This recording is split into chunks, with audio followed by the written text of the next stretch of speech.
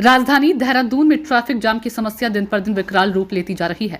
कभी शांत और सुघड़ माने जाने वाला ये शहर अब लगातार ट्रैफिक के कारण जूझ रहा है। शहर की सड़कों पर दिन भर वाहनों की लंबी कतारें देखी जा सकती है। खासकर दफ्तरों और स्कूल कॉलेजों के समय सड़कों पर वाहन रेंगते नजर आते हैं, जिससे आमजन को भारी परेशानियों का सामना करना पड़ रहा है। जहां एक और तरफ दिल्ली से देहरादून के लिए सफर आसान हो चुका है, तो इसके अलावा तमाम हाईवे का निर्माण किया जा रहा है, लेकिन दून शहर में प्रवेश करते ही सभी वाहन रेंगने लगते हैं।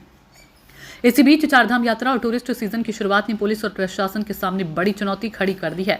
इस मुद्दे को लेकर उत्तराखंड के डीजीपी दीपम सेठ ने यातायात को बड़ी समस्या बताया। उन्होंने कहा कि अगर देहरादून की बात करें तो सर्वे के अनुसार सड़कों की क्षमता और वाहनों की जो संख्या है 40 से 42 हजार है, जबकि औसत इसके 4 गुना यानी 1.5 लाख हो जाती है। इसको लेकर हमारी ओर से प्लानिंग और तैयारी की जा रही है। हमारी टीम ने जिलाधिकारी देहरादून सविन बंसल से भी इस समस्या को लेकर उनके भी विचार और समाधान जाने।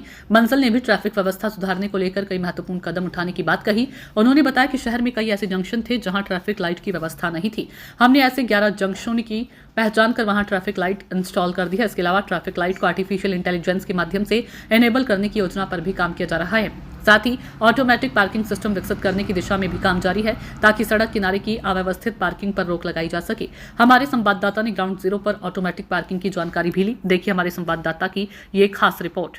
वहीं देहरादून एसएसपी से भी बात करना बनता था और ये जानना भी कि जिले के कप्तान के रूप में उनके विचार और समाधान क्या है। एसएसपी अजय सिंह ने कहा कि ट्रैफिक व्यवस्था को लेकर पुलिस महकमे के सामने कई बड़ी चुनौतियां हैं। उन्होंने बताया कि देहरादून एजुकेशन हब है और यहाँ लाखों की संख्या में छात्र पढ़ाई के लिए आते हैं। इसके अलावा टूरिस्ट सीजन और चारधाम यात्रा की वजह से शहर में वाहनों का दबाव बढ़ता है। हमने ट्रैफिक लाइट की संख्या बढ़ाई है और तकनीक का इस्तेमाल कर ट्रैफिक नियम तोड़ने वालों पर कार्रवाई भी की जा रही है। सरकार और पुलिस विभाग के इन प्रयासों के बावजूद ट्रैफिक जाम से जूझ रहे शहरवासी अब जल्द समाधान की उम्मीद कर रहे हैं। देहरादून की ट्रैफिक समस्या अब केवल एक ट्रैफिक पुलिस या प्रशासन की चुनौती नहीं रही, बल्कि शहर के समग्र विकास से जुड़ा विषय बन चुका है। यदि समय रहते इस दिशा में ठोस कदम नहीं उठाए गए तो इस समस्या न केवल लोगों की दिनचर्या को प्रभावित करेगी, बल्कि शहर के पर्यटन और शैक्षणिक महत्व को भी नुकसान पहुंचा सकती है। देखिए, ट्रैफिक कंट्रोल के कई एस्पेक्ट्स हैं। पहला तो हम जो अपनी ट्रैफिक लाइट्स हैं उनको इनेबल करें एआई बेस्ड, जो कि हमारे इंटीग्रेटेड कंट्रोल रूम में व्यवस्था है अभी, जिससे एक पर्टिकुलर स्ट्रेच का पॉज हो सके और वो जो पॉज है उसको मैनेज करना बहुत आवश्यक है। इसी वजह से इसी से हमारा जो स्मूथ मूवमेंट है डिफरेंट डायरेक्शंस में वो इनेबल हो सकेगा। सेकंड, कई सारे जंक्शंस पे ट्रैफिक लाइट्स अभी तक नहीं थी, तो अभी हमने 11 ट्रैफिक लाइट्स नई सैंक्शन कर दी हैं। उनका बिड आउट भी हो चुका है and they are now being installed. So we are hopeful कि by next month all 11 new traffic lights will get installed. Secondly, हमारी पार्किंग स्पेसेस की पॉसिटी थी सिटी एरिया में। एक तो हमारी काबुल हाउस पार्किंग, वो भले ही अभी ऑनरेबल न्यायालय में उसके बाद विचाराधीन है, लेकिन पार्किंग करने में कोई रोक नहीं है, तो वो area can be used for parking, जहाँ पे 350 व्हीकल्स का स्पेस है। सेकेंडली, हमारी 2 automated parkings they are now coming up at parade ground and Tipti market. उसमें भी हमारे अराउंड 400 ऑड व्हीकल्स का स्पेस क्रिएट होगा। और थर्डली, हम जितना पब्लिक ट्रांसपोर्ट को यूज़ करें उतना ही हमारे जो रिसोर्सेज हैं और जो हमारे जो इंडिविजुअल व्हीकल्स के एक्सपेंसेस हैं वो न्यून होते हैं।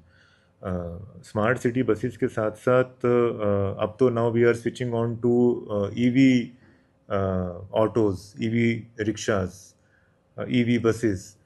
So they are convenient for the passengers and commuters. So थोड़ी इसमें सिविक अवेयरनेस की भी आवश्यकता है और यंगस्टर्स को काउंसलिंग की आवश्यकता है कि they should switch on to public transport.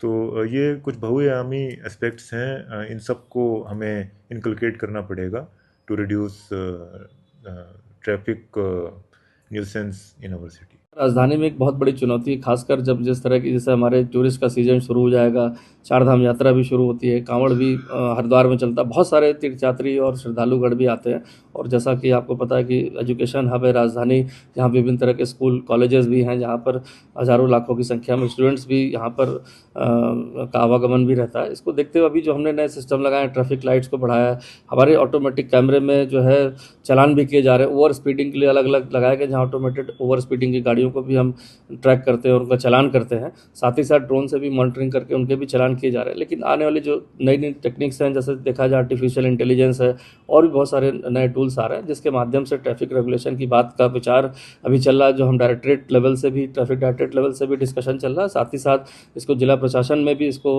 रख के आगे कैसे भविष्य की योजनाओं को कारगर बनाया जाए कि नए जो हमारे AI टूल्स हैं या जो नई टेक्नोलॉजी है उसका ज़्यादा से ज़्यादा प्रयोग हम ट्रैफिक लाइट और ट्रैफिक रेगुलेशन किया जाए। तो ये प्रपोजल अभी हमारा डिस्कशन फेज़ में है और आगे भविष्य में इसको कोशिश रहेगी कि इसको हम इम्प्लीमेंट करके बेहतर व्यवस्थाओं को और दे पाएँ। जी जी, इसमें ऐसा है कि क्योंकि यातायात प्रबंधन में जो यातायात एनफोर्समेंट है जो पुलिस करती है वो एक हिस्सा है, और उसके अलावा बहुत सारी और एजेंसीज़ का रोल हो जाता है जो पुलिस द्वारा बॉटलनेक्स ट्रैफिक के आइडेंटिफाई किए गए हैं, या जो एक्सीडेंट प्रोन एरियाज़ आइडेंटिफाई किए गए हैं, या जहाँ पर अन्य पार्किंग स्थलों के डेवलप किए जाने की आवश्यकता है। तो ये जो अध्ययन हुआ, जो आज जिस पर प्रस्तुतिकरण भी हुआ और विचार विमर्श हुआ, कि जो ट्रैफिक फ़्लो है, लगभग अगर हम देहरादून की ही बात करें तो यहाँ के एक सर्वे के अनुसार यहाँ का जो क्षमता है, यहाँ के सड़कों की वाहनों की जो संख्या है वो करीब 40 से 42 हज़ार है, जबकि औसत इसके 4 गुना 1,60,000 62,000 वाहन जो है पीक डेज़ पे या जो बिज़ी डेज़ हैं उन पे हो जाते हैं। तो एकाएक 4 गुना इंक्रीज़ को अब्जॉर्ब करना, उसको यातायात को चलाए रखना, इसके लिए कई स्तर पे प्लानिंग की गई है। जो यातायात डाइवर्जन प्लान्स हैं उसमें भी अब पहले एक प्लान था, प्लान बी और प्लान सी भी इसमें बनाया गया है, और जहाँ पर जो हमारे बॉटलनेक्स आ रहे हैं, कहाँ से हम इसको डाइवर्ट कर सकते हैं, उस योजना को अब हम आगे आने वाले दिनों में, जो यही चीज़ हल्द्वानी से कैंची धाम और नैनीताल के रूट के लिए भी आज इस पर विचार विमर्श हुआ, जो रणनीति बनाई गई है, और उसको पायलट की तरह आने वाले वीकेंड्स पे उसको और रिफ़ाइन किया जाएगा, और उसमें लगातार जो हमें इनपुट्स मिलते रहेंगे उसके साथ हम लोग उसको और बेहतर बनाते रहेंगे। देखिए, बिल्कुल भारतीय जनता पार्टी की जो सरकार है, उन्हें जो जनमानस जो दिक्कतें झेल रहा है उससे कोई सरोकार नहीं है, क्योंकि इनकी आदत है सिर्फ वाहवाही बटोरने की, कि 4 धाम यात्रा में 50 लाख लोगों ने रजिस्ट्रेशन करा लिया, 60 लाख लोगों ने रजिस्ट्रेशन करा लिया।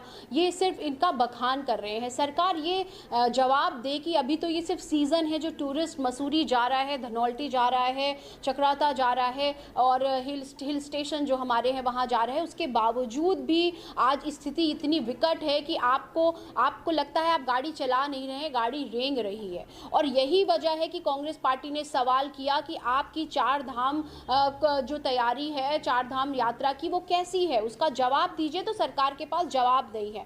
हमने कहा कि आप ऋषिकेश से ट्रैफिक को जो है रोकने का कार्य करिए, वहाँ पे जितने भी लोगों का पंजीकरण है, आप संख्या के हिसाब से कितनी वहन क्षमता है किस शहर की, उसके हिसाब से वहाँ से ट्रैफिक मूव कराने का कार्य करिए, और जब उतने लोग वहाँ से वापस आ जाएं उस हिसाब से यहाँ से ट्रैफिक को मूव करा रही है। लेकिन सरकार नहीं सुनती। ये हठधर्मी सरकार है, ये अहंकारी सरकार है, ये विपक्ष के सुझावों को नहीं सुनती है, और इसका नतीजा आपने देखा है कि किस तरीके से ये प्रदेश जो है इसका नतीजा भुगतने का कार्य कर रहा है। आपको आज अगर मुझे 2 साल पहले इस सड़क यहाँ से कैनाल रोड जाने में 10 मिनट लगते थे, आज वो आधा घंटा लगता है। स्मार्ट सिटी कहाँ है? मैं पूछना चाहती हूँ पुष्कर सिंह धामी जी से कि कहाँ गई वो स्मार्ट सिटी जिसका डंका बजाने का कार्य नरेंद्र मोदी जी ने और आपने किया था। ये डबल इंजन की सरकार है, और डबल इंजन की सरकार के बावजूद आज अगर मैं सिर्फ राजधानी की बात करूं तो राजधानी की स्थिति इतनी विकट है कि लोगों के पास कितने सवाल हैं, लेकिन उन सवालों को जवाब देने के लिए भारतीय जनता पार्टी का कोई भी नेता तैयार नहीं है। तो जनता जानना चाहती है कि हमारा जो देहरादून है वो स्मार्ट सिटी कब बनेगा मोदी जी, क्योंकि अब तो ट्रिपल इंजन की सरकार है। केंद्र में आप हैं, राज्य में आप हैं, और निगम में भी आप ही बैठे हैं। देखिए, आम जन को जो ट्रैफिक की समस्याओं का सामना करना पड़ रहा है उससे पूरी तरीके से हमारे सरकार चिंतित है और उस पर कार्य कर रही है। ऐसा नहीं कि इस पर कार्य नहीं हो रहा, ऑटोमेटिक पार्किंग की सुविधा देने के लिए भी कार्य हो रहा है, जगह जगह पार्किंग निःशुल्क कराए जाने पर भी कार्य हो रहा है, घंटा घर पे भी पार्किंग पर कार्य हो रहा है। तो लगातार निरंतर कार्य हो रहा है। और जहाँ तक बात है वीकेंड में ट्रैफिक की और इन चीज़ों की, तो उन्हीं को देखते हुए मसूरी रोड पर एक और ये शटल सेवा शुरू करने की बात हुई है और उड़न खटोले की भी बात करी गई है, रोप वे की बात करी गई है। तो ये सारी चीज़ों की बात करी जा रही है जिससे हमारे पर्यटकों को, यहाँ रहने वाले उत्तराखंड के लोगों को किसी भी प्रकार से ट्रैफिक का सामना न करना पड़े। और इसमें जनसंख्या का भी रोल है। वो कब से उत्तराखंड लगातार जनसंख्या के हिसाब से भी बढ़ता जा रहा है। तो इन सब चीज़ों को रोकने के लिए और ट्रैफिक की समस्याओं से निजात दिलाने के लिए हमारी सरकार गंभीर है और कार्यरत है।